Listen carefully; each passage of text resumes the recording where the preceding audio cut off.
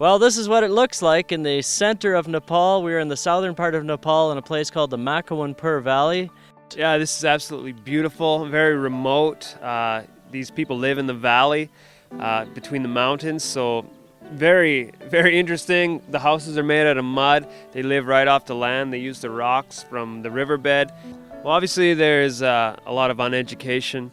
There's a lot of poverty. Yeah. We see a lot of kids malnourished. Yeah. They got the big stomachs. They got the blonding hair. A lot of signs of malnutrition. Yeah. And I think a lot of just desperation in the people. It's hard to see, right? It's when you're here, you're walking around and you see the people living like this. You're thinking, man, I've got so much. In my life, I've been so blessed, and there's just, that they really would just like to eat today.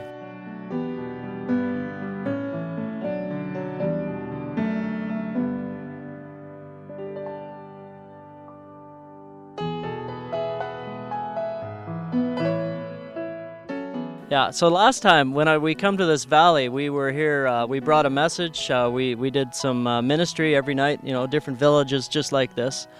And now I find out when we come here that they're very excited that we're back, because apparently there was some healings and some breakthroughs there. So later on today we're going to get to minister to these people and really share with them. And that kind of brings up a bigger point. It's, why are we traveling, and what is the main purpose of us coming to a place like the Makawanpur Valley? Historically there's been a few missionaries around. There was a missionary who started this, 25 years ago.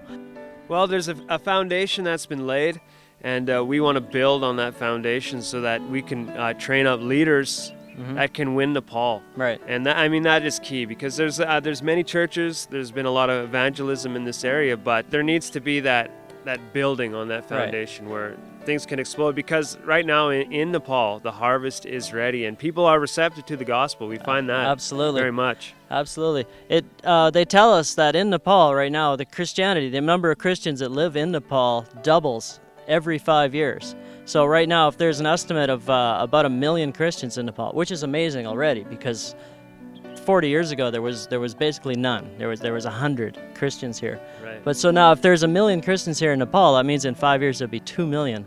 That's incredible growth for such a very small nation, right? Right. This is an incredible opportunity to be part of what God's doing. I mean, He's working here. This nation itself is a very religious nation, very superstitious. And, it's like Paul in the book Acts. He's on Mars Hill and he's looking around in Athens and he sees that they're religious.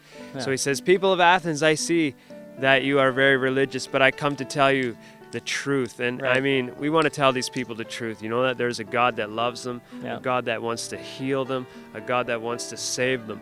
And that is good news for these people, because considering where they're at right now and what their religion has brought them this far, this is good news for Nepal. It is. It's an open door. They're excited to see us. When we got here, there's a group of pastors that grabbed us and they said, when you get done with your mission, when you get done here, please come talk with us. We want to set something up. We want to have an organization, and they want to work like a body. Right? They want to function like the church is supposed to function, and connected to the outside world, connected with each other, and that's the way it's supposed to be. Yeah, and that's key, that we build those apostolic relationships so that we can come back every year and build on something rather than just come in and come out. We're going to do some good stuff this week, hand out some blankets and stuff, but it's going to take more than blankets to save a nation. Absolutely. So we're going to build on these apostolic relationships, tighten our hold on these guys that we have as far as building that trust and that encouragement, and we're going to see this nation really take off.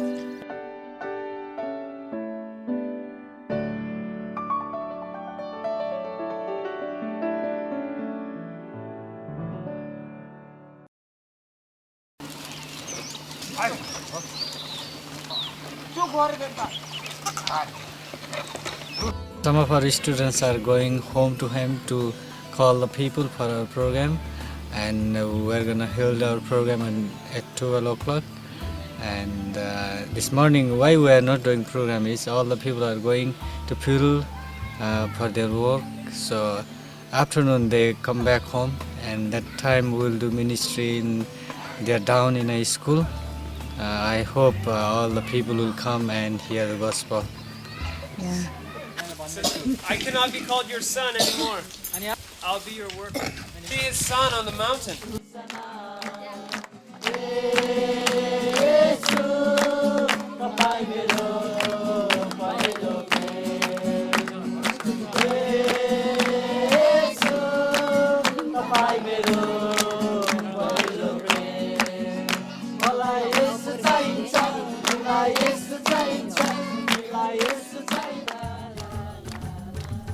The most difficult part of our mission began at the base of this mountain.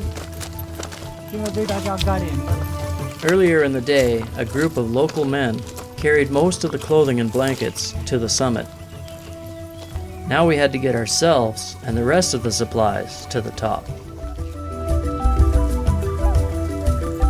Although it is difficult to show on video the steep angle of these mountain paths, the hard work soon became obvious on the team as we zigzagged our way up to Dusarong village. Chris, how is the hiking? It's tough, but I can do it. Kim, how is the hiking? Well, last year we hiked this part. We weren't carrying packs, so it was hard last time. This time it's harder for sure, but we'll make it.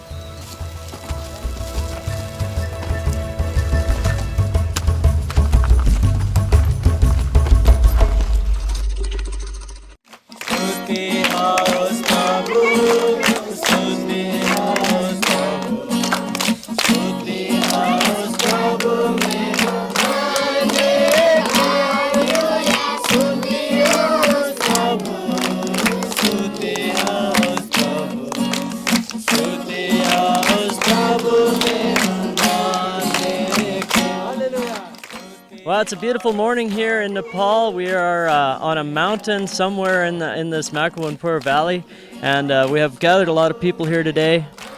These are the people that we've brought the blankets to. This is the main valley that really touched my heart last time I was here when we were traveling.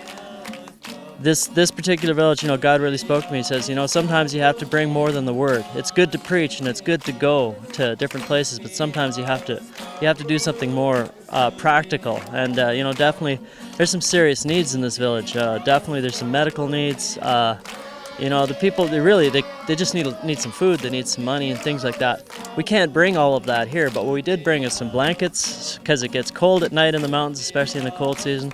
We brought some clothes to the kids. Most of these children here are wearing all the clothes that they own, and some of the children have no clothes at all. So we've done that, and this is going to be a great time. There's been a lot of things gone into this, trying to get all the stuff together, trying to line up all the people and things like that. And we've got so much stuff we've brought to the top of this mountain, and so now we've gathered the people into families. And what we'll do is we'll just distribute stuff. I'm gonna give a short message to them first and talk about God's love. Now God has done some things for us so that we can overcome our situation, overcome our problems. The most important thing He did for us is He sent His Son. And His Son was Jesus. Jesus came and lived a perfect life. Jesus came to pay that price so that all of your debt would be clear. After the message, we made a sort of assembly line where people could pass by in family groups and receive their gifts. Chris was looking after medicine and blankets, and Aunt Shalee was in charge of clothing.